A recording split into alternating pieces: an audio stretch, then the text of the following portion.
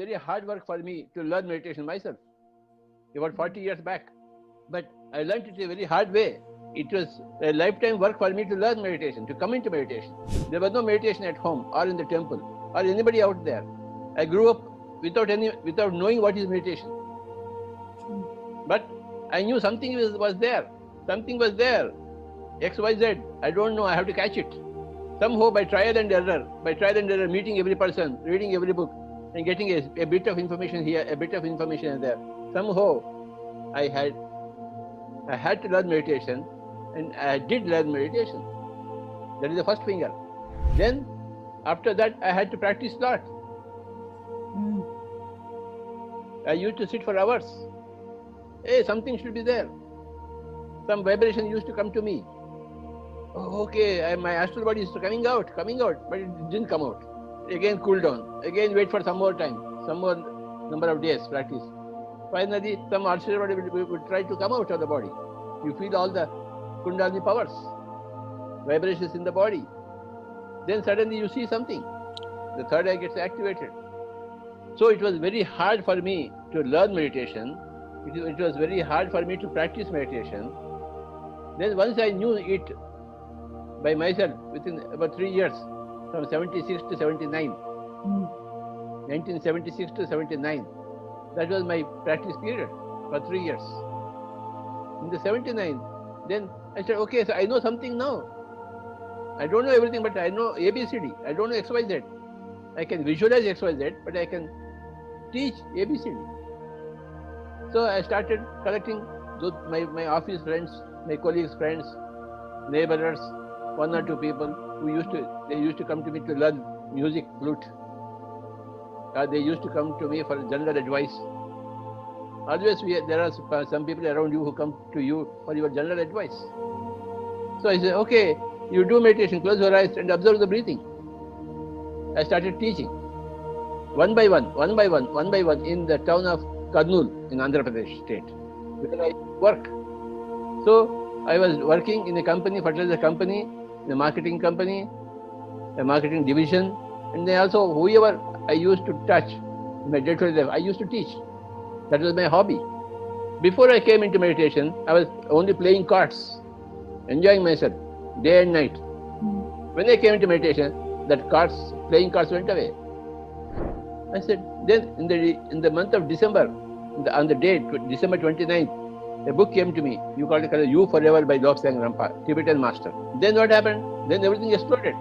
Suddenly, the whole spiritual science was visible to me. Astral travel, causal travel, Akashi records, past lives, karma, everything. With one book, the whole vistas opened to me.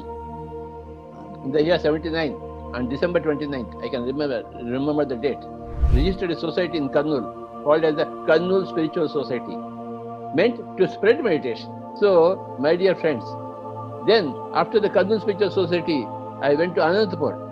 I resigned my job, where I was working as a marketing officer for about 18 years.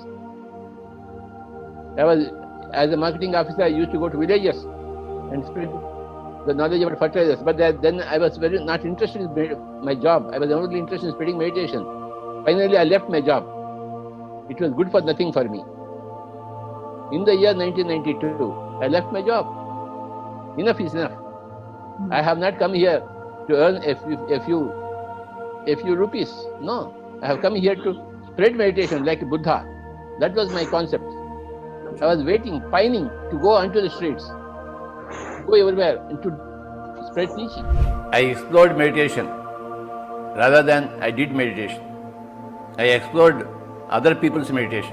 I read books on meditation by other masters. And I got some personal experience. I tried many hours of meditation. I tried to come out of the body. A few times I came out of the body. But my whole wisdom has come from Swadhyaya and Sajjana Sangatya. I learned from you. My meditation journey is mostly Swadhyaya journey and Sajjana Sangatya journey. 99%. So everybody should learn from my journey also. My journey is 1% meditation and 99% Swadhyaya and 199% Sajjana Sangatya. I always listen to others' experiences. So I learned how to express from you. 1975 I joined my job Then 1992, I resigned my job. Now it is 28 years since I am on the roads, spreading meditation. I went to Anantapur, I went to Tirupati, I went to Vijayawada, I went to Vizag, I had gone to other states of India, I had come to Austin, I had gone to Houston. Okay, so I traveled all over, about 35 countries. Why?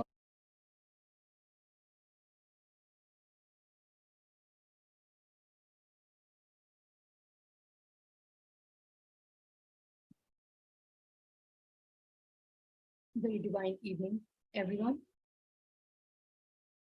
So, masters, let's begin the day 5 of Holistic Buddha with 30 minutes meditation. So, for this, make yourself ready by sitting in a most comfortable position. Cross your legs, clasp your fingers, and close your eyes. And gently focus on your natural breath.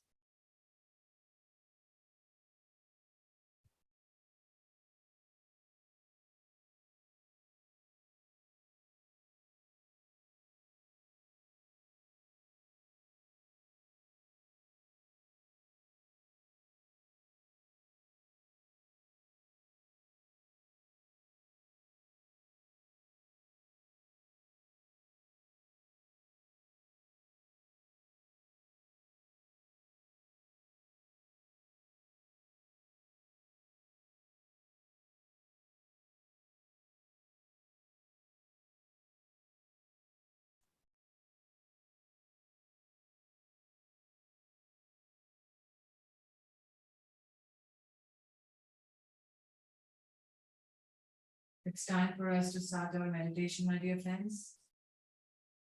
Please sit in a relaxed position, in the most comfortable posture. Take off your spectacles if there are any. Fold your legs or cross your feet. Clasp your hands. Close your eyes and start observing your normal, natural, smooth, easy, wonderful, beautiful breath. Let's all meditate, my dear friends. Let's be with our breath, one with our breath. No thoughts whatsoever, no chanting, no mantra, no imaginations. Keep bringing your focus back to your breath.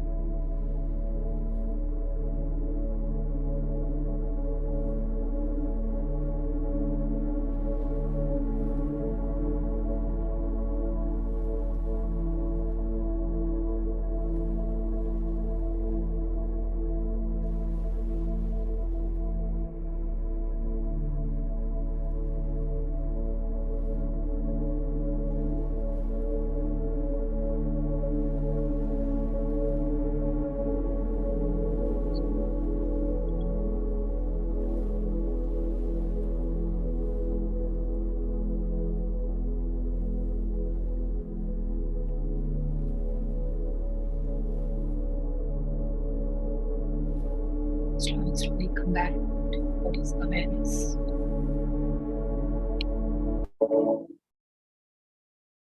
Open your both palms and keep open your eyes for 10 seconds.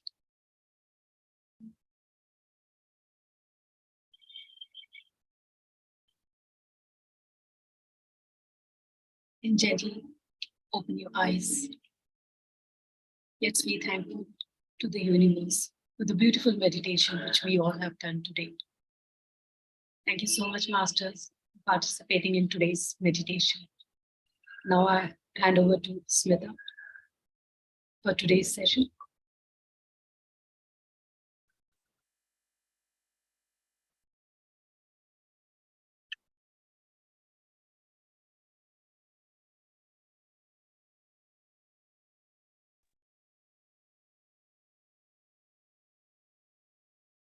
Can you see my screen?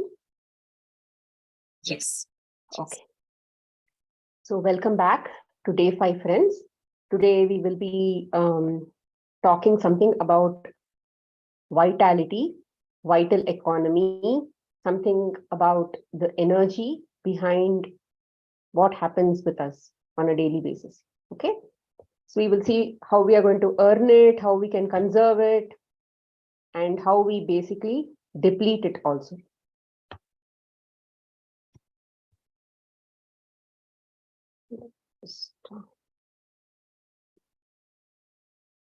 Okay. So what is this vital energy? So vital energy is something, it's also called the Prana Shakti. Prana Shakti is not actually the soul, but it is the energy behind that soul, energy behind what is making this body work. It is coming from the subtle body. It is not actually there in the physical body. The difference between us and the dead body is that we have a life force or prana running inside us or running in our nerve force, in our nerves.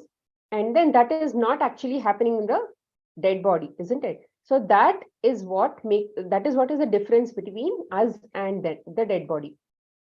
So this prana shakti is what keeps us, keeps our health. It restores our health when we are sick, and it also maintains our health.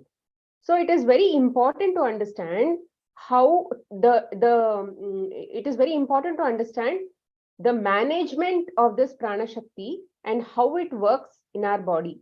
If you understand the economics behind this in English it is called vitality or vital energy. So if you understand the economics behind this vital energy, you will be able to understand how to maintain your health in all kinds of situations and in all kinds of ups and downs in your life. Because it is not, you might learn something in this class, but you will have a unique situation at home.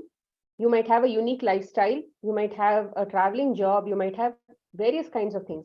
But for that, for you to understand that science behind this whole thing and then apply that science and then maintain it, that is what will keep you healthy. So that management, understanding of that management, you will only have to do. So what we are going to learn is how to prevent the loss of that energy and maintain that homeostasis, which is the balance in our body, and maintain that alkaline balance in our body, and how to earn more energy. So like I said, this prana shakti is the energy that keeps us alive. It cannot be measured by any instrument. So can we measure what is a prana shakti? So when you are born, when your parents gave birth to you, you have a certain unique quantity of that prana shakti or that vital energy, which your sisters or brothers or siblings may not have because they are born uniquely and all that. So that is like a energy balance, or it's like a bank account. So in the account, your parents have deposited a certain amount of money, and then the way you use that money along your day-to-day life depends on whether you are going to fall sick or whether you are going to be healthy. So if you are using a lot of that energy and you are short of that energy, let's say for example, if your body requires so much of energy, but then your needs to run on day-to-day life is more than that, then there is a lot of depletion, which means there's a deficit. So in that case, you will not be able to meet those requirements. So the body will have to put you to sleep and shut you off so that it can save the energy. So there are all of these things that happens, and that is why some people are sick, some people are not sick, some people are always tired, some people are not tired. So there are lots of these ups and downs that continues to happen based on this energy component that is necessary to run our life. Okay, and this energy cannot be increased or decreased. Many of us have learned that in physics, energy cannot be created, energy cannot be destroyed, energy can only flow from a higher concentration to a low concentration, or it can get converted from one form of energy to another form of energy. So there is nothing like energy that is getting created in our body. Food is not creating energy in our body, and medicines are not restoring everything in our body. Because if it had that power, then we could go to a person in an ICU, stuff them with food, let's say healthiest of food, and make them better, and then make them walk around just in the next few minutes. Because we have dumped Prana Shakti into them, no? That is not possible. So Prana Shakti comes majorly through different ways. It can be saved through different ways. So that is what I'm going to be discussing today. So how can vital energy be earned? So if you are not earning, then it can only be saved. It's like bank account. So if you're not earning money into your bank account, the only way is you have a saving bank account, and whatever money that has been already deposited, that money is there. But there is nothing like an interest coming into this account and all that. There is only saving. Okay. So how can vital energy be earned? One is through sleep and one is through meditation. Basically, body has to become light. So when does the body become light? Today our consciousness is at a grosser level, which means we are at a beta state of consciousness, which means we are all awake and all of that. So when we are drowsy, our body is at a alpha state. Then when we are in a dream state, then we are going to theta state. Then in a deep unconscious state or deep sleep where we don't even have dreams, we are in the delta state of consciousness. So when we hit those deep states of sleep, body is disconnected from the entire, let's say, human consciousness. So that is where the body earns energy. Okay, so that is through sleep. Similar things happen in meditation, provided you go to thoughtless states. If you not that everybody meditates, but everybody doesn't earn energy through meditation. Only when you go to deeper states. See, if you have done 1 hour of meditation, sometimes we are able to catch about 1 or 2 minutes of deeper states of meditation. And the more and more we meditate, the body and the mind gets used to it, and that practice is what makes us better and better. It is not otherwise. We may not even be great at meditation, but just because we sit for 2 hours and we are a beginner in meditation, we may not get there. It is because we need to practice to make our mind calm, and then we go there. Our mind should already be calm when you sit in meditation to go to deeper states. You cannot make the mind calm in meditation. Okay, for that you need Sajjana Sangatya and all of Swadhyaya and all of those things. That is a separate topic altogether. But then earning happens only in these deeper states. What exactly happens is your mind is always attached to the world and all the things around you and all of those things. But when the mind is now detached from that and it is attached to something else, let's say a higher source of energy, or let's say God, and in that kind of a state, only then it will be earned. It's like an appliance, let's say a washing machine. A washing machine is constantly connected to the socket, but it is, even if you switch on the washing machine without switching on the current, washing machine does not run. So you will have to switch, the current has to pass, the current is always there. So the source energy is always there, but we have to be receptive in getting that energy. And when will we be receptive? Only when we are sleeping and only in meditation. So this is like we charging our cell. Cell charging happens only in sleep and meditation. Otherwise, it doesn't charge. We are running on battery. So what are the things that reduces the battery capacity? Okay, it is like in case you take your phone and then watch movies, YouTube movies and all of those things on your phone, immediately the battery will drain out very, very quickly within 1 hour or 2 hours. Similarly, if you invest in, let's say, unnatural eating habits, which overworks the body, because body doesn't understand those foods and all of those things, right, which we learnt about in the second day. So it overworks the body and there's a degradation, acidic balance and all that. So that basically reduces the vital energy. Basically, the energy is used for cleanup, used for breaking down that food, unnatural food and all that. Second thing is dehydration. I told yesterday that we are 70% liquids. So we'll have to maintain a good and sufficient liquid balance in the body so that the blood is flowing, the lymphatic fluids or the sewage in our body is flowing to the kidneys. Because if there is stagnation of toxins in the body, let's say the cells are making toxins, but if those toxins are not flowing to the kidneys and everything is like stagnant like a river, which is not flowing, then again, there also vital energy decreases. Next is improper breathing. Of course, none of us do proper breathing these days because we are not doing rhythmic breathing on a daily basis. So at least doing some amount of pranayama on a daily basis helps. And then lack of sunlight, lack of exposure to other elements, let's say you're grounding, walking barefoot on the ground, getting exposed to sunlight. Many of these things are necessary. And then it helps to reduce our vital energy. Lack of all these things reduces. Then lack of essential exercises. So when the body is becoming a lot more, let's say, rigid, stagnant. So we are leading a sedentary lifestyle. Then what happens is the toxins get accumulated here and there because of lack of movement. In a river, when it is flowing, if there are rocks in between, what happens? All that dirt just gets accumulated around that stone, right? Around the rock. Like that only, when the blood is flowing, when the lymphatics are flowing and you have never moved your body in some joints and all of those things, there it accumulates. So hence, there also, body is now using that vital energy to clean up that place. Then stress, no resting period, lack of sleep, all of these things are then lack of mindfulness in thinking and doing your activities. So whole day, let's say you're doing some work, but you are not at all mindful. Ideally, whole day we'll have to work on anything you want, but the whole day you'll have to focus on working as if you're working for your soul growth only. If whole day, if you're thinking that, okay, that 5 minutes after my office, I will go and do meditation, that is when it is my me time, and there I'm going to basically grow my soul. That doesn't work. Whole day you will have to do.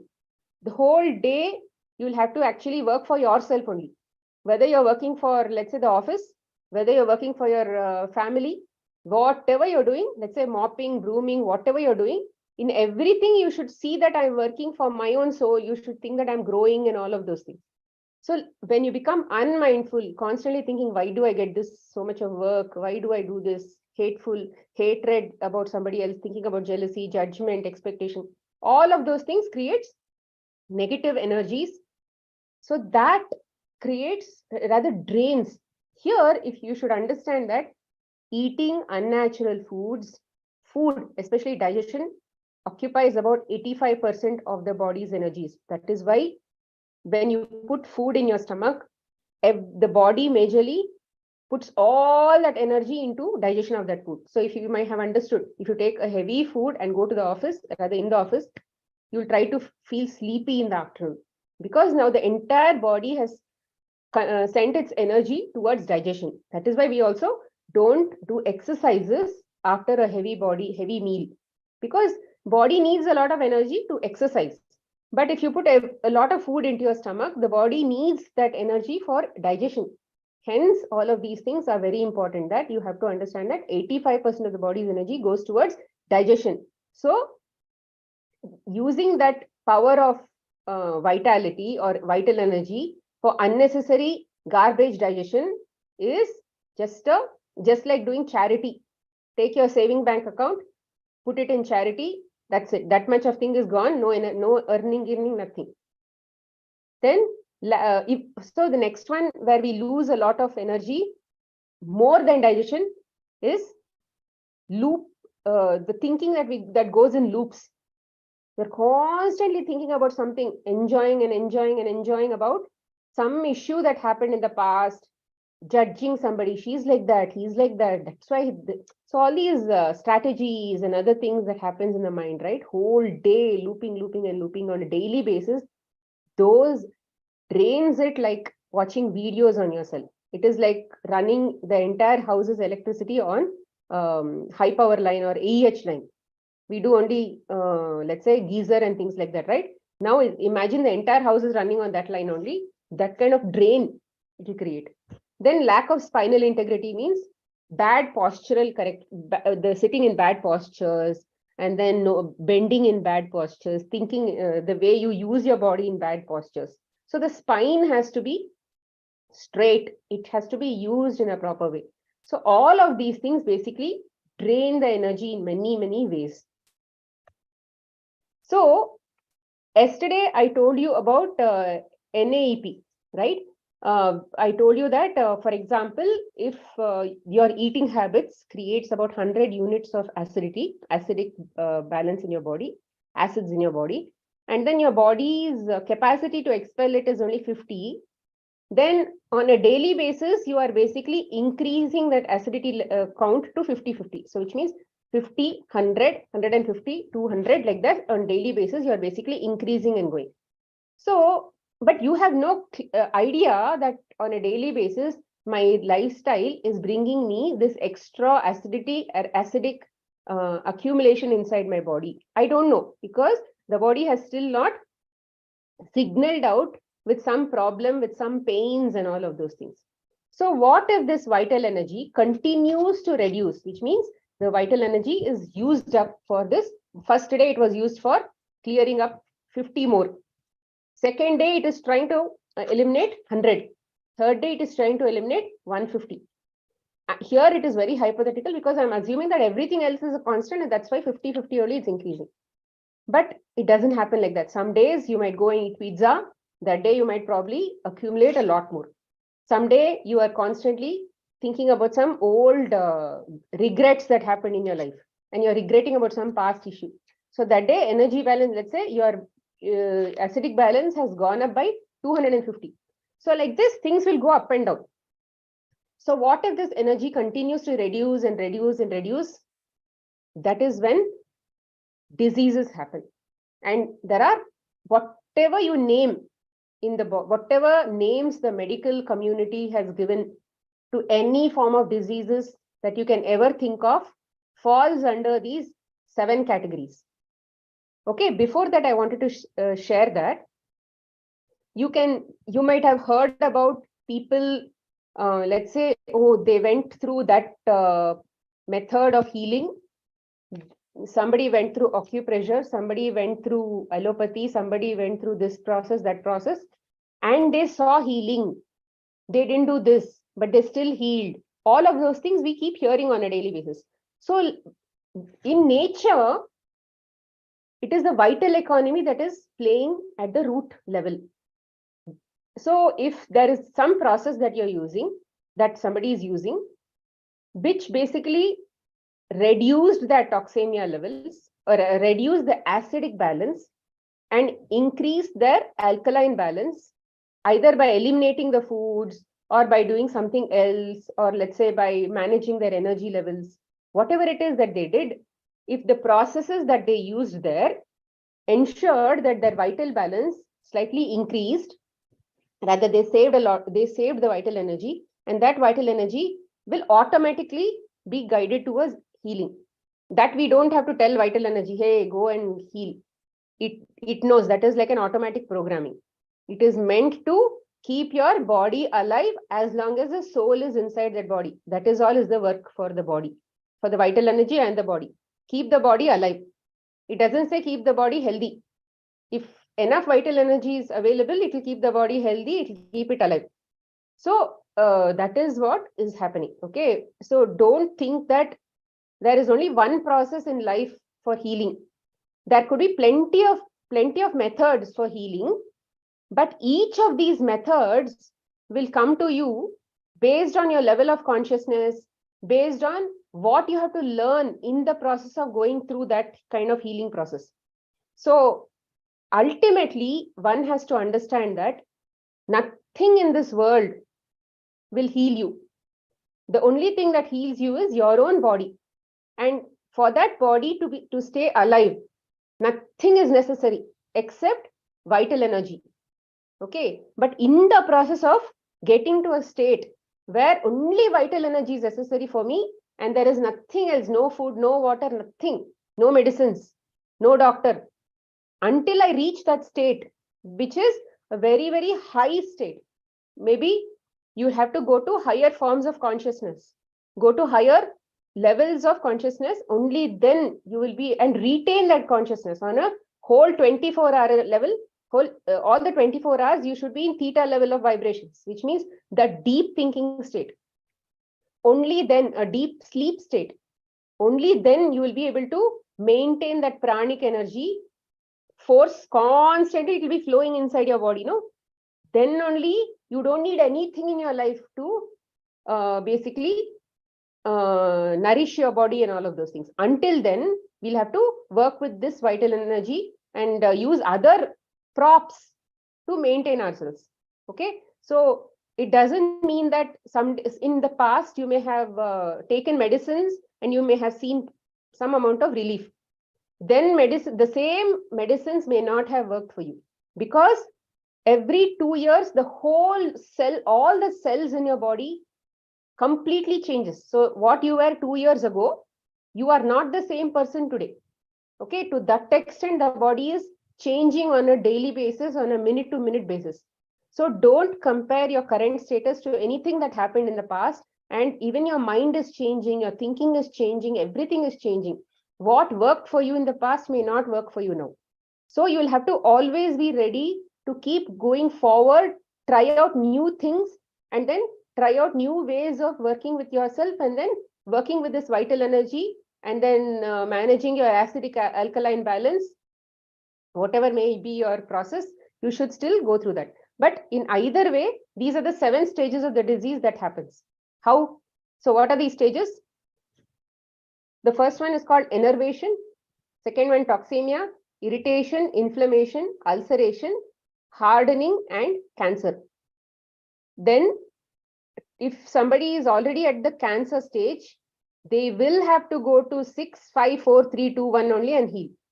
And also remember that this stages the body, it's not like the whole body is in enervation, whole body is in toxemia. Predominantly, it will be like that. But at, let's say if I'm in inflammation stage, then it doesn't mean that the whole body is inflammation. It's not like the whole body is like that. Some parts may be in irritation, some parts may be having just in the toxin stage 2, some parts may be in stage 1. So at a cellular level, things will change, because you might have noticed that in some parts of your body, you will probably have a pain. Other parts of the body, it may not be paining. So like this, some parts may have some problem because that part is in stage 4. Some part may have stage 5. So like this, it depends. So the first stage is called enervation. How does enervation happen? Usually, the physical body gets affected only when you create a lot of, enervation at a mental level, at an emotional level. From there it starts. Physical doesn't get affected until you break it at those points. So when you start, when you basically don't manage your emotions properly, it eventually creates blocks or depletions at the physical level, at a tissue level, cell level, organ level, and all of those things. So the level of depletion of vitality beyond a certain limit, where toxins accumulation and all that is happening. So enervation is nothing but fatigue. So at a cellular level, there is fatigue in the body or tiredness happening at a cellular level. So what happens? So what are the causes? The same causes that I spoke about earlier. Now, what are the reasons for fatigue? And what happens when you are tired? Typically, what happens when you are tired? You want to go and rest, maybe on the bed or something. You don't want to continue to work at the time. You feel tired. Same thing happens to the cell also. It doesn't want to work. So the only way the body is trying to do is it knows, oh, these cells are tired. So I have to put the body to sleep. So that's when the body will try to save energy. If you had continued to work, it had to spend more energy to keep you active, because for your eyes, for your metabolic activities, for you to move your hand, for you to walk, everything that you do, it needs that bank account's energy only. Everything, including your heart working, every physiological, physical, mental, emotional, everything uses the same reserves. So it will try to put you to sleep. So resting and sleep typically helps us get out of fatigue and other stages. Sometimes what we do, we try to take medications and wrong inputs and all of that. So the next stage is called toxemia. So when somebody is tired, what happens? They don't do work, right? Similarly, the cells also don't do work. But every day the cells we are eating, we are pooping, all of that. So the cells also have to eat, they'll have to poop. So typically when the cell has already eaten, but it is not trying to eliminate its waste or metabolic waste. So it is basically collecting. Because you don't have energy reserves, you're spending it on something and all. So that is why the body doesn't have enough energy reserves to clean itself on a daily basis. We will cover something called circadian rhythm in one of these days. But before that, let's say that the body is not given a chance to enough cleanup. So that is why it's now accumulating. So this accumulation is called toxemia. Toxemia is the single cause for all your diseases. It's just one word called toxemia, accumulation of toxins. So here you are not attending to the body before it even comes to toxemia stage. Body is trying to tell you it is tired, your eyes are, let's say, tired and all of those things, but you'll still go ahead and say, oh, I have a release today. Let's say software release or something, and you're still working. You say, tomorrow I have to go to office, I cannot apply leave, you're still working. So all of these things happen, and that is called stress. Over time, what happens? You'll end up with flu, dysentery, cold, cough, fever, all of that will come. Now you'll say, oh my God, I got corona suddenly. No, it is not that. It is because you already collected all this toxemia. Now the body is just trying to send it out. So this is all the symptoms. So typically how we recover from that stage, rest, sleep, then we'll have to eliminate all these causes. We have to see, these are the causes. Oh, I didn't do this, I didn't do that, I didn't pay attention to this, I didn't pay attention to that, I didn't eat properly. So when we start knocking off all of these things, then we'll slowly come to stage 1 when we'll become tired. So typically after a cold and cough or fever will go. Then you'll become tired for some more days, and then you'll become okay, no, like that. So typically what we do when we have all these issues, we go to a doctor and we medicate ourselves and continue with the daily routine. Because we have to go to the hospital, we have to go to office and all of that. No? So typically toxemia, if it is ignored and we suppress it with medicines. See, medicines, when I say medicines, anything which will make you want that problem to remain inside and you don't want to see that problem. Fever came out, body showed the temperature, but I don't like fever. I'm scared. If fever comes, I'm scared. So what I'll do, I'm going to pop in, what is it called? Dolo 650 or Crocin or something like that. And then I will continue with my daily life. But why did the fever even happen? Did we even pay attention to that? We didn't. We just popped a pill and then moved on. Cold, I have a bad running nose. I have this allergy. So take one Allegra or take some cold medicine and then continue with your life again and again and again. So what happens? You are not only keeping those toxins inside, you are also putting more toxins in the form of medicines, more acids in the form of medicines, and accumulating. So this is toxemia stage, which if suppressed means, typically in medical field, they call it immunity. Nothing should come out. You should always be healthy. That is called immunity. But it is wrong. You should never be immune to anything. When body is sending out something, let it come out. That is where vital force is actually working. It should not keep anything inside, right? Everything has to come out. Body has to be clean. If fever is coming, allow it to come out. Understand how to manage a fever in a natural way. If cold is coming, let it come out. Understand how to handle cold in a natural way. If loose motion is happening, vomiting is happening, understand, align with the body, make the body the best friend. Don't try to isolate the body and I'm separate, body is separate. No, you and body should go along each other. You're a same team. Like that, you have to work.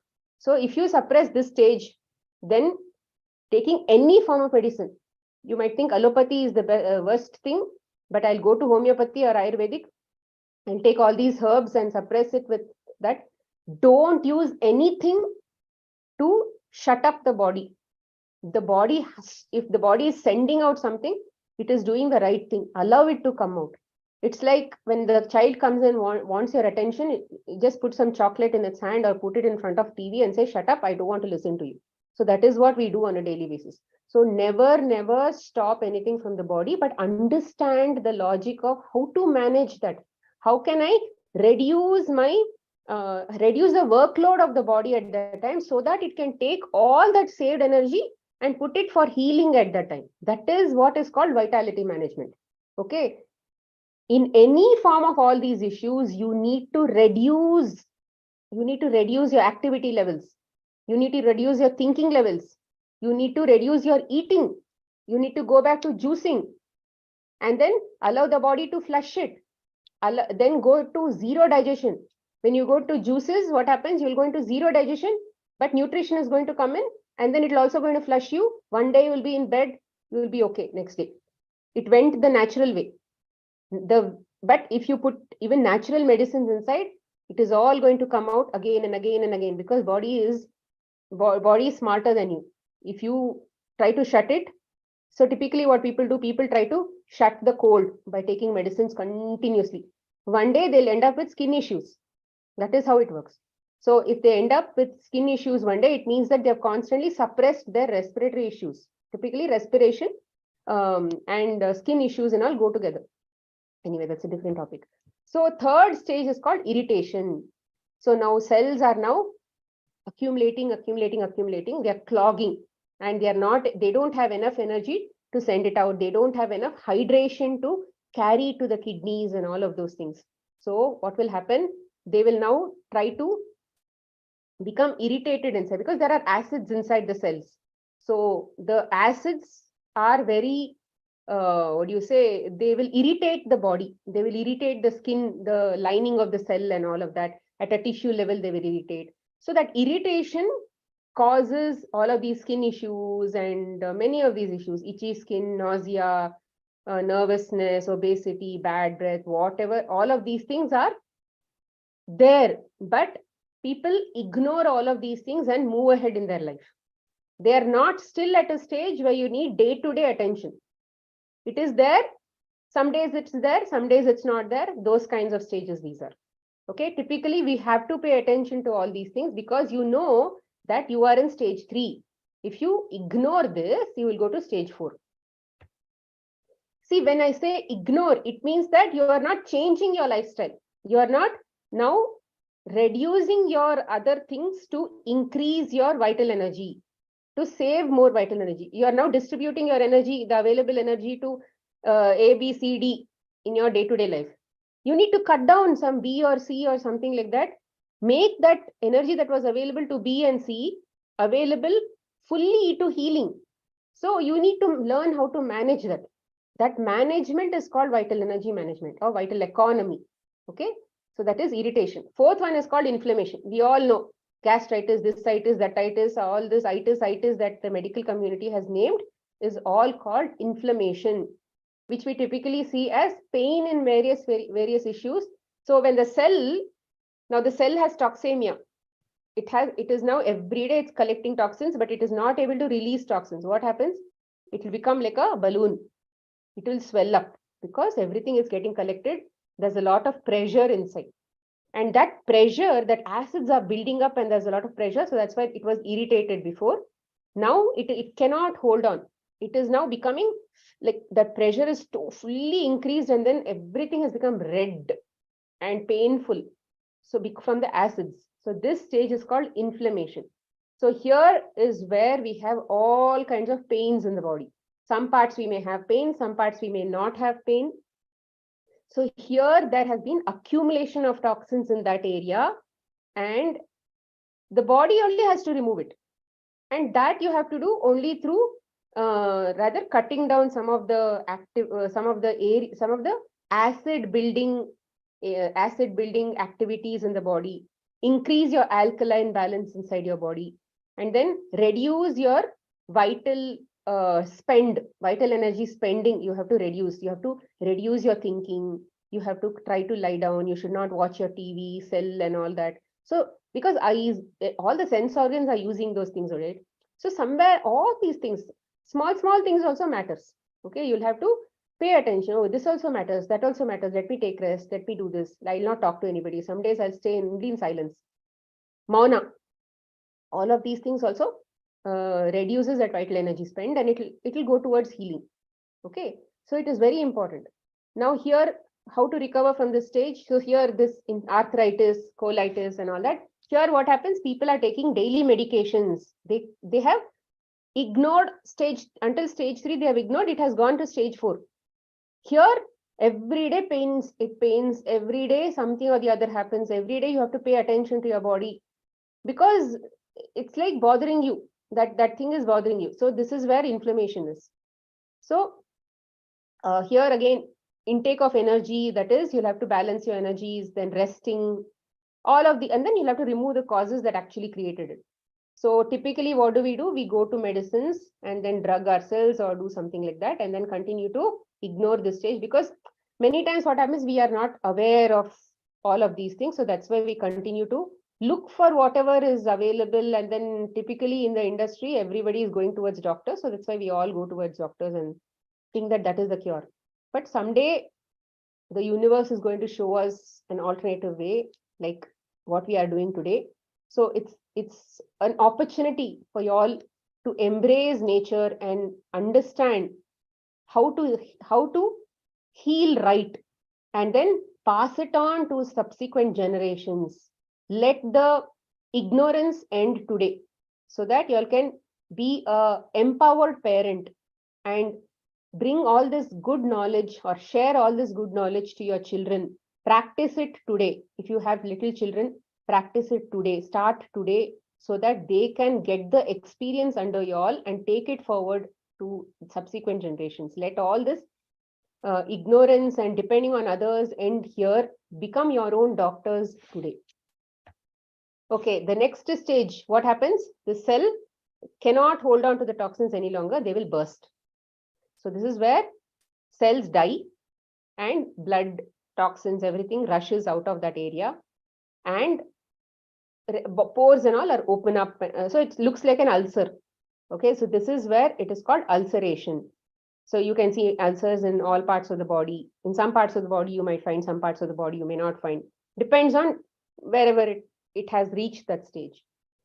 So by the time it is ulcers, the body has gone to that stage and it needs severe management issues. So lifestyle changes are very, very important. See, typically after stage 4, or if you're in stage 4, you definitely have to work with it's best to work with a practitioner because it takes time to go back to the other issues. If you're in stage 5 and stage 6, there is no other way but to work via a practitioner. It's best.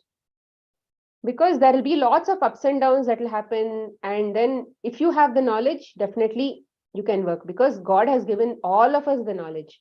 But when we know the art of surrender, when we trust nature, then obviously universe, God, everybody is going to help us. But if you don't have that, if you have not learned to still trust that infinite source, then work with a practitioner. Practitioner is just a guide. He doesn't have any other thing more than that. Okay, so in this ulceration, what is happening? All this is oozing out. So this is what it is. And here lifestyle changes are definitely necessary. Medicines will not work. The last but one stage is called hardening. So now everything got oozed out. What body will do? It will create, it now knows this human being will not go through lifestyle changes, because by this time the vitality is really, really low and it is not able to manage anymore. So what the body will do, it will create a quarantine zone.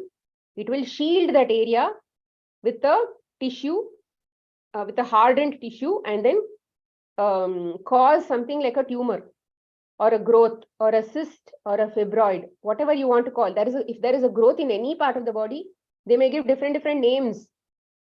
PCOD, let's say breast tumor, this tumor, that tumor, whatever they may say. But they may say this is benign, this will not become cancerous. All of that depends on the body's way of working. So either way, if there is an extra growth in the body, that is at this stage. It is in the hardening stage of the body, where there is a quarantine zone that is created by the body. See, in every stage, the body is trying to protect you. Because if this ulcers had just been like that, and if it had not quarantined this place, what would have happened is, what happens when there are dead cells here? All these scavengers will get created there. They will be born there, and then they'll start trying to feed on all this dead matter. What is their job? To take it back to the soil. So there are all of these germs eating on that. Plus there are all these acids oozing out everywhere. Now the body is worried that this is going to just get accumulated and then it will go down to other parts of the body through the blood or through the lymphatics and all that. So the body will create a quarantine zone. It will lock everything inside in the form of a tumor. But what happens is an extra growth, no? So we will have probably pains and all will anyway be there, because we have already crossed that previous stages of pains. So pains will anyway be there. But this is extra. So the body doesn't have extra space for that. It has not been created. So that extra push and pull and all that will actually bother you. So what you'll do, you'll go to a doctor. And then what will the doctor do? He will do something like a surgery, something like biopsy. And that biopsy, he will tell, oh, this is benign, this is cancerous, this is malignant, all that he will say. But he punctured the quarantine zone which the body created for your safety. Typically, all of these tumors, if we go through lifestyle corrections, they melt automatically. But if we puncture it and all of that, the body now, all the efforts of the body to contain that in one place now has been punctured. And now everything flows everywhere inside the body. Now the body is like, oh my God, where all I will have to go and then lock all of these junk toxins. So the whole body, it will spread. So typically after a biopsy, the cancer tends to spread faster, because now there are all these germs everywhere and cancer creating things are everywhere. So hence, before a biopsy, things are much more promising. After a biopsy, things are a little more difficult. Whether a person dies or doesn't die depends on the soul, whether it wants to move out of the body or no, whether it wants to stay and then fight this issue, or let's say not fight, let's say heal this issue and continue its life here. That we can't say. Nobody knows that. The only thing we have to do is try our best. So the next stage is called cancer. So at this stage, what happens? The body is trying and trying and trying. And it has now become rogue, because the cells, right? The cells have consciousness. The cells have that, if I whatever I think I am, whatever knowledge I have, that kind of consciousness I have, every cell has. But now if the body locks that area, those cells, along with the germs and along with the toxins and all that, they have become rogue, which means they have now been reprogrammed to work against the body. So now they will start to live on their own. They will start to feed by themselves. So there are lots of other things that happen. They will try to create their own food cycle and all of those things through lactic acid cycle. So either way, this is what happens. All these 7 stages. And we will never know if we have crossed a stage a point where we cannot return back to other stages after this stage, or in any of these stages, we don't know. That depends on what is the vital energy that you have. That is why when you have fever, when you have all of these problems that come when you are healing, you should welcome it, you should celebrate it, because the vital energy, the presence of that energy itself shows that you got all of these loose motions and all that. That is why it's called, those things are called eliminations. Eliminations means things coming outside the body. When things come outside the body, it's a celebration. You should not stop it through medication. When it comes out, it's a celebration, and you're getting cleaner and cleaner. And the more cleaner you become, the better you will become. Okay, so this is, so these are the ways in which vital energy is used. And one more thing that I wanted to say is, when we meditate in thoughtless state, we are anyway earning energy. So when we are not doing meditation and all that, when we are just sleeping, what we are doing, we are in the horizontal state. But our spine is supposed to be vertical. That is why they say, don't meditate in your sleeping posture. Meditate in a sitting posture. But there are programs in PSSM called Gudakesha, where you can sit and sleep in the night. And what happens is, you will earn cosmic energy. Whatever let's say you horizontally sleep on your bed, and you, let's say, earn, let's say 20% of cosmic energy. But when you sit, you are basically earning whatever the meditation is going to give you. Of course, I'm not an expert to give you that numbers and all of those things. Patri ji has told that, I think 30 minutes of meditation equal to 6 hours of sleep. But provided he is already in the thoughtless state. So that is when you get there. But if you sit and sleep in programs where night meditation is taught, initially we will sleep because we are not in a state to get to that awareness or conscious state when you're in your meditation. But over time, as we gain more and more and more energy, then you will be able to witness yourself or be conscious even in that deeper states of sleep, which is what is called samadhi state. So it is very important to understand that these are also some of the methods where you can earn more energy by doing meditation or sitting and sleeping, or which is called yoga nidra, in Brahma Muhurtam, which is the night state, night period. In the night, what happens? Everybody is asleep. So the collective consciousness's thoughts, the thoughts that we all think on a daily basis, all the 60,000 thoughts that we think on a daily basis, those are not there in the, all this air around you or this space around us. That is why when we are all in the mornings, there is so much of thought processes in the collective consciousness, in the space around us, that the meditation may not be that deep. But in the night, it will be very deep because everybody is sleeping and everybody is in that deep status of sleep. So it is all empty. The space is empty. So when you sit and sleep at that time, the flow of cosmic energy is higher.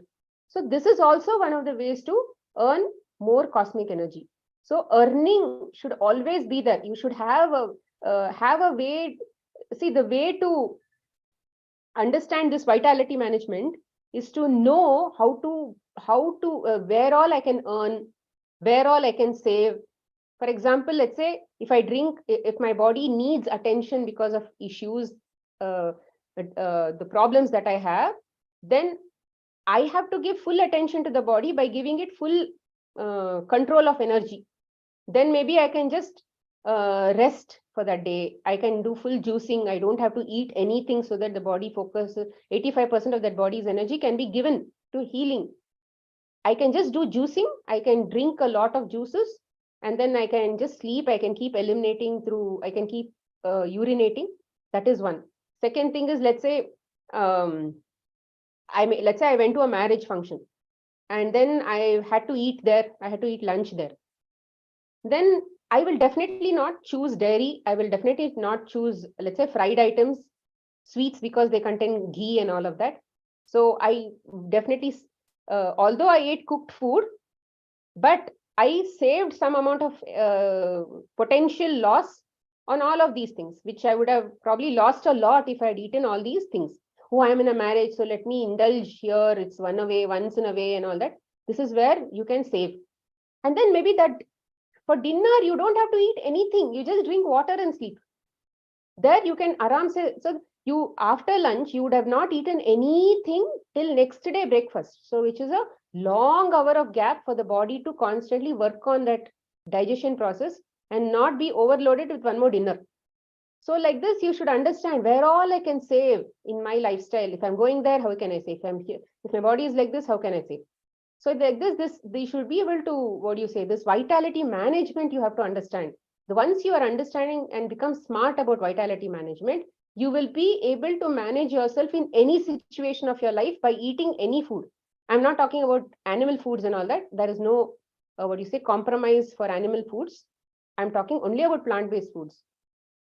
If somebody wants to eat animal-based foods, they should understand that I should be willing to, what do you say, face those consequences or that drain that comes with animal foods. And if you are in a status to counterbalance that, then go ahead and eat. But then there will come other consciousness-based repercussions also will come. That also we have to go. Karmic-based repercussions also will come. That also we have to face. So there are all of these cause and effect will keep coming. So if you like the cause, sorry, if you want to do some action, then that reaction also we should be ready for. Okay. So if you are smart enough in vitality management, you should know where I should apply all of these things. Then you will become good. But to become good, you need to take any subject like this. Let's say you are you are able to resonate with what we teach today. Follow that. Read more books. Become good at these things. Read the authors of many books and practice that in your life. Understand the deeper, get better and better at this. Once you become better, once you take that knowledge that we give and then put it into your own practice, you become a master of your own practices. Then you will be able to bend those things to apply that for you. And those ideas will come to you by intuition. That is different. But to get there, you need to be disciplined and be consistent with whatever the knowledge taught you or those books taught you or with whatever we tell you. So just by saying, okay, I will do whatever I like to do also. Now, whatever I'm currently doing, I will follow that also. I will see if that works, then I will follow that. If that, see, there is this dual mentality of let me see, let me try. Nature doesn't like. Nature wants 100% trust. What you're learning in this process is learning to trust. That is your soul takeaway. Learning to trust, learning to take that leap of faith and going and doing, and then whatever comes in front of you, you're going to be willing to invest and learn from it. No, that is what you're learning in this process, because whatever nature cure, whatever it is, allopathy, in this pati, whatever it is called, none of these things, acupressure, none of these things will carry to our grave. None of this, the soul will carry it back. All of that is earth's knowledge. What we are going to carry back is only virtues, habits, and all of those things. So see, in everything, what are the habits we are learning? Am I trying to fear? Am I trying to trust? So those are the things that you need to understand. So, but nature wants you to, it's not going to say, it's not going to give you a guarantee paper and say, okay, you come into this, then I'm going to give you this paper, I'm going to sign and say, I'm going to help you. No, it doesn't work. It will say, you come, you take 2 steps, then I will take 10 steps. So nature will help you only if you are willing to help yourself and believe that nature is going to work for me. Nature is that unconditional loving mother who helps everybody who comes to her. And that is how she will help you. If you say that I will do that also, I will do this also, one leg on that boat, one leg on this boat, means it will not work. You have to say, I will be on this boat because I know this is the right thing to do. Whatever comes in this, I know that she will only show me the path. I may not have the knowledge today, but when it happens, she will show me the path. That is what is called surrender. And in my experience, the people who have healed only because they have trusted. Not me. They have trusted this process. They have trusted their way of life.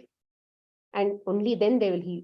Otherwise, 100% raw, if they eat also, they will not heal. Okay, it is the mind. Everywhere it is the mind that is working. Okay. So with this, I end my presentation. If you have any questions, I can take it.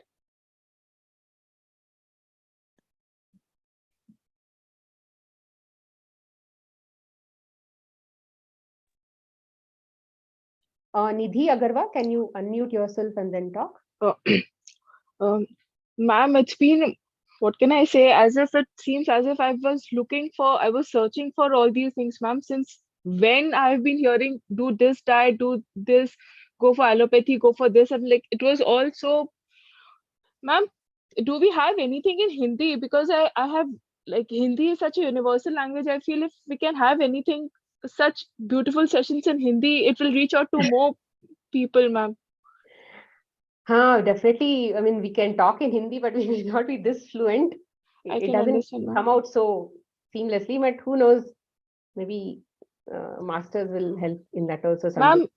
Ma'am, is, I won't say intermittent fasting, but like the ancestors used to do, and also like if we eat before sunset, and if we eat after sunrise, ma'am, is it okay, or is it this current dieting fad or this intermittent fasting what has come into play, or is eating before 6 by 5 by having dinner by 5 or 6, is it okay, ma'am?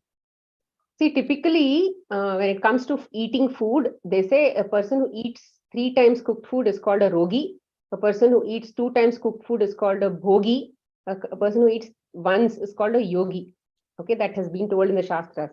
But besides that, over time, what has happened is we have been eating so much unmindfully that we have gone to a status where we become a bhogi and a rogi. So, but to fast efficiently, we need to become a yogi first. And to get to the yogi status where we are not hungry on a frequent basis, we need to clean the body with various ways like juices and all of those things. Take higher forms of fruits, juices and all that. Clean the body first. Then naturally you will not be hungry for 16 hours. For example, I've been doing this since 2012. And today, the very first solid food that I eat is at 2 o'clock, 3 o'clock in the afternoon. Okay. Not because I'm trying to what do you say, fast myself or force fasting or something. I don't do force fasting. When body is hungry, I align with the body. When the body is hungry, but my mind is saying fast, fast because somebody told fasting is very important, it doesn't work like that. Fasting is very good, but are you ready for fasting? Is your body hungry at that time? Then eat. But eat the right foods, eat fruits, eat some of those things. So that is very important. You need to make the body your friend. Don't suffer the body.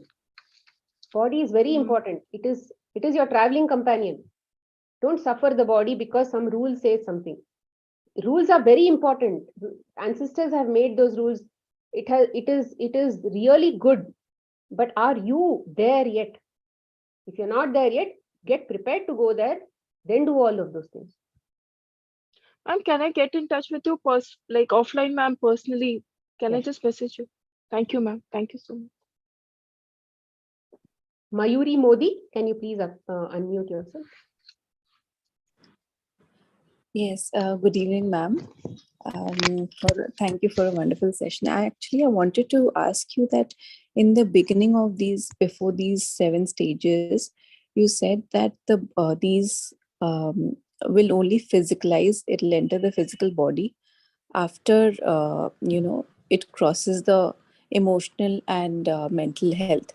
So first it enters the emotional and mental health. So we need to actually keep checking our mental health first for all Absolutely. these things to prevent on the mental. And so if we are actually kind of doing things which make us happy, for let's say for example we keep doing things which make us happy, so then these things will mainly not really take the stage 4 stage 5, because emotionally we are happy, so our Absolutely. vitality is more, it doesn't get depleted. Yes, yes.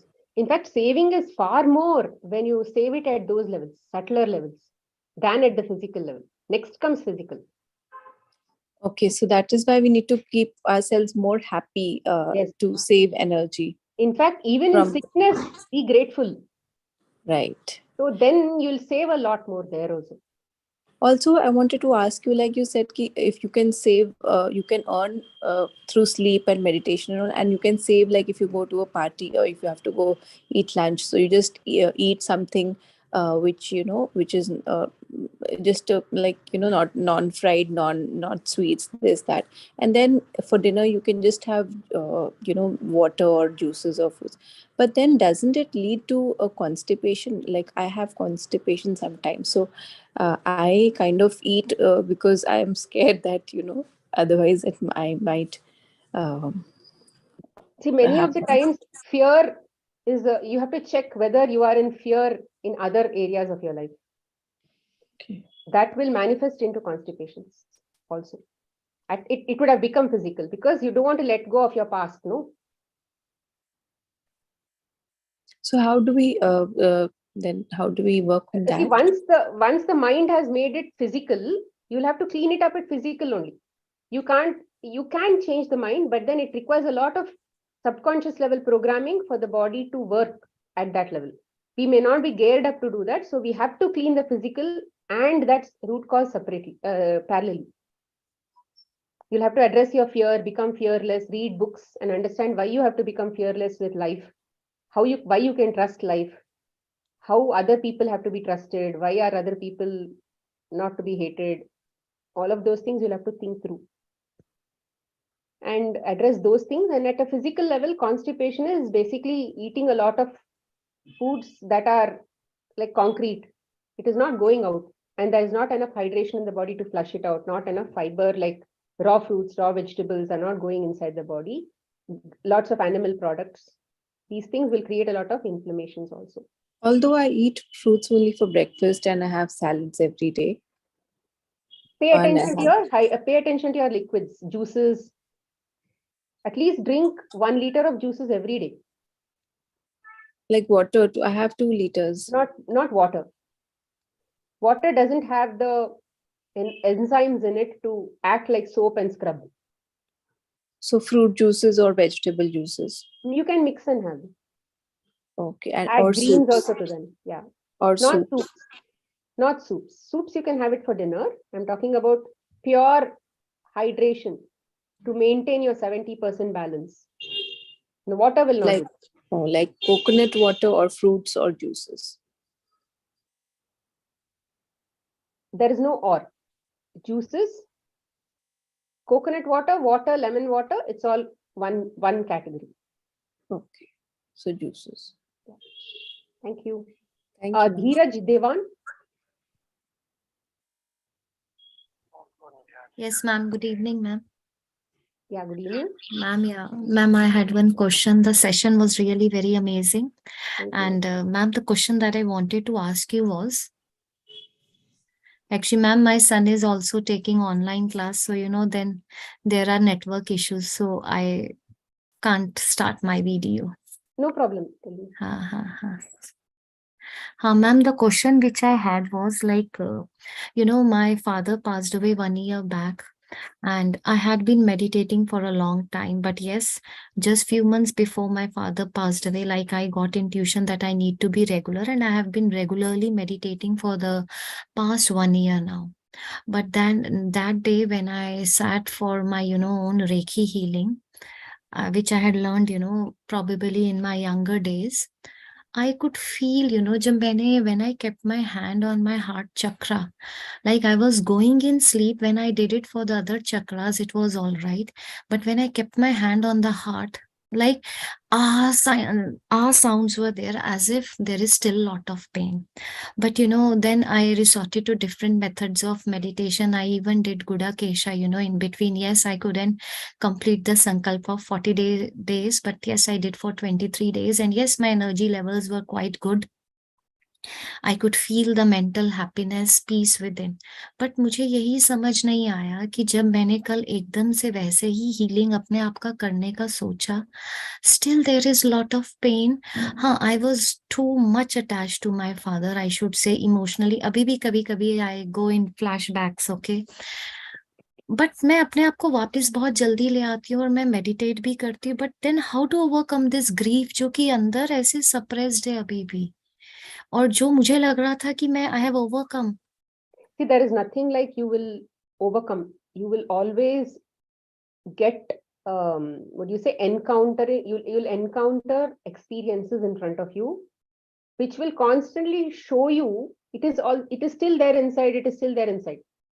When the experience comes in front of you and it is not showing you that it is not there, until then you have to keep cleaning yourself. Many masters say that our job is a cleaner's job. We are here Okay. for cleaning. Whole life we are cleaning only.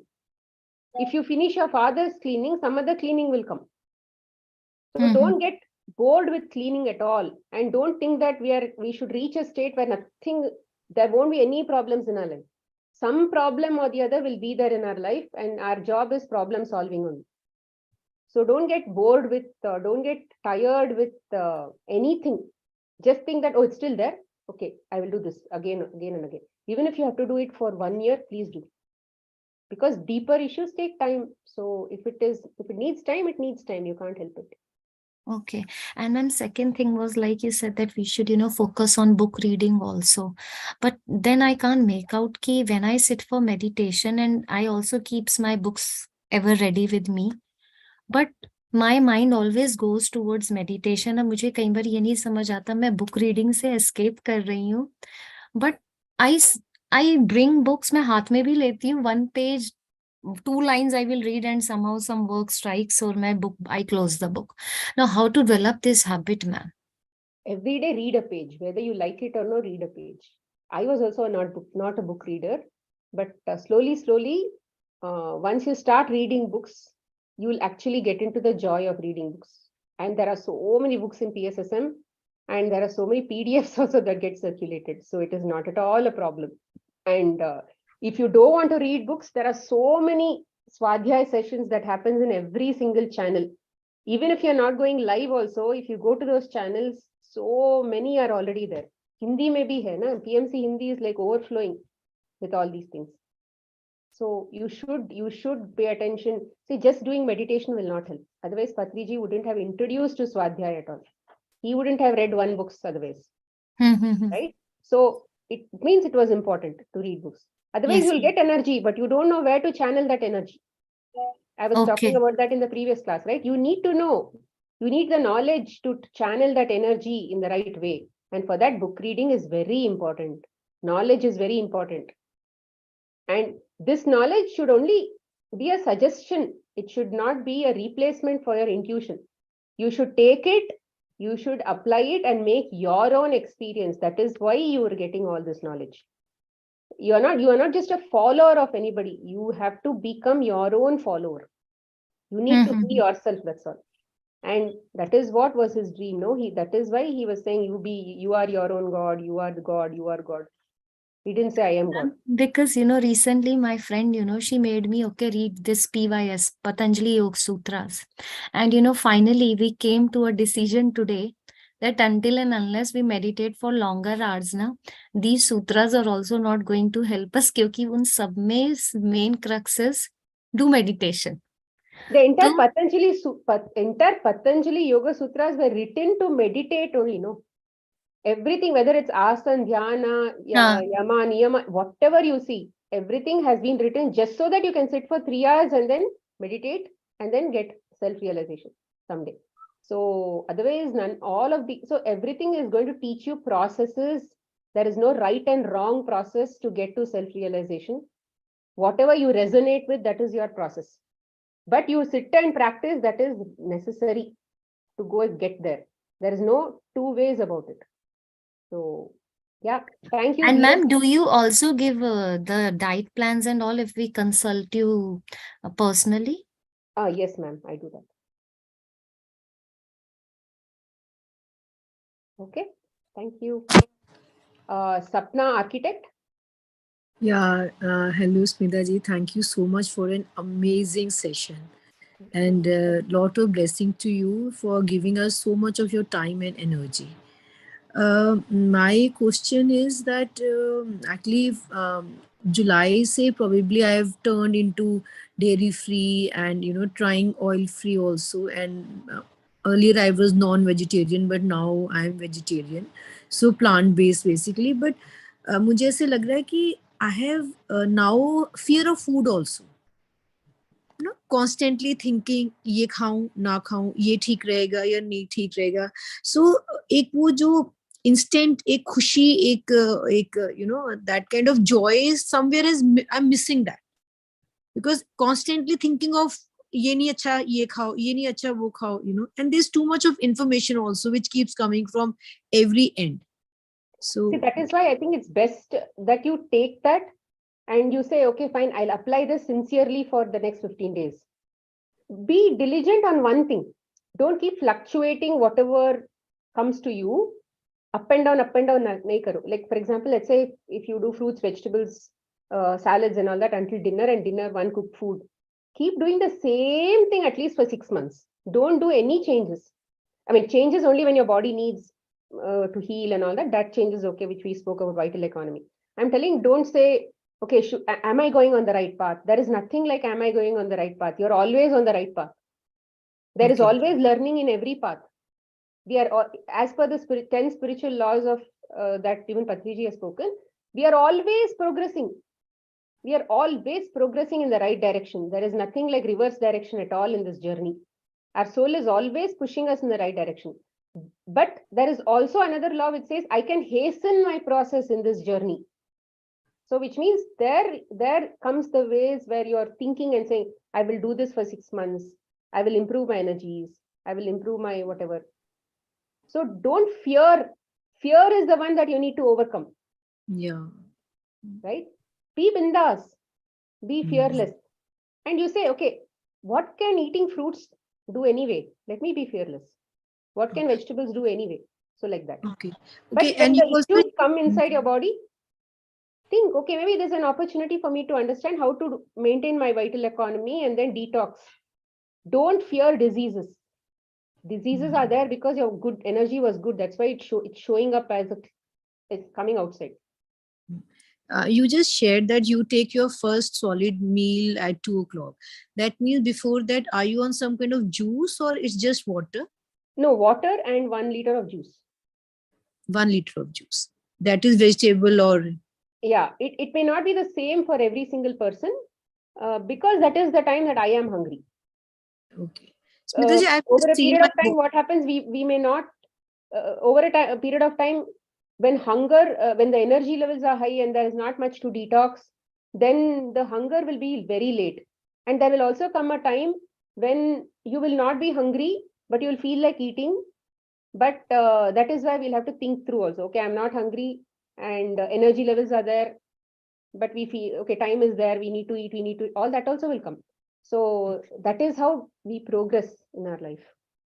Okay, fine. And in the morning, I have just seen if I eat papaya, that is very good for my system because I also generally get. Let me stop you there. We'll talk about food in the next. Okay, thank you. Thank you. And then maybe you can ask that doubt there. Yeah, thank you so much. Thank you. Aman, what is your doubt?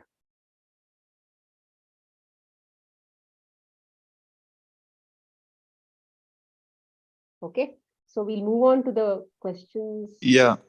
Yeah. What? Yeah, my question is in the list. Okay. Also. Okay. About sexual spend of energy. So if a person is spending his sexual fluid also, and if it is overdoing it, obviously there is vital energy is also spent there. That is why in the past, people were so conscious of their vital energy going in the wrong, what do you say? I should not say wrong, but going into animalistic ways of using, which is eating, sleeping, and mating. So they would basically maintain celibacy and go towards their self-realization, or that was the path that they took. But today we are still in that kind of a duality. We are still in that root chakra levels, and we still are focusing only on eating, sleeping, and mating. And that is why we are still spending our energy there, because we don't have that awareness that if I spend it there, I still can't go towards, I may be, what do you say, losing out on that vital energy being spent there. But then, yeah, it all depends on this. But in PSSM, they depend, Patriji has spoken about the middle path, which means you are born in a household. No, no, You are but born in a household with yes, family. yes, Garastra Yogi. But tell me one thing, like while healing or while recovering, one should avoid it totally, or how? See, depends on, see, every activity also spends energy. So I would say that when we are not sick, when we are sick and all of those things, instead of, let's say, spending our energy on, let's say, finding joy in mating, we can definitely rest. And I'm sure we'll find other days when we should be okay. I mean, I think it's a personal choice. I would not say anything right or wrong about this. Mhm. Thank you.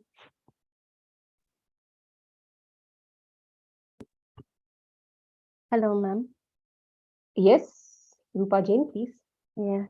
So I'm Jen. So I'm a vegetarian, but I do take like milk products. So I try to reduce, but so does it help to reduce or eliminate certain things? Like I don't take, like I've been able to be okay with no yogurt and ghee and stuff like that, but I do need some milk in my tea. Why don't you And replace it with coconut milk? And we have a section, we have a class in which we are going to talk about how to make these milk. yeah, I tried to, but somehow like it's about satisfaction. Like, you know, tea is the thing you drink in the morning and it just doesn't feel like you even had tea, you know, like it's just like a taste and it's like a satisfaction kind of thing. It's that's the thing I'm finding most difficult to eliminate. See, in my And opinion, when we have to bring in new habits, first we need a reason, a strong reason why we need this new habit. So if you think that milk is to go plant-based, I have the strong reason, and you think that I'm not able to remove this tea, then which means your reason is not strong. So read, talk to people, and make that reason strong.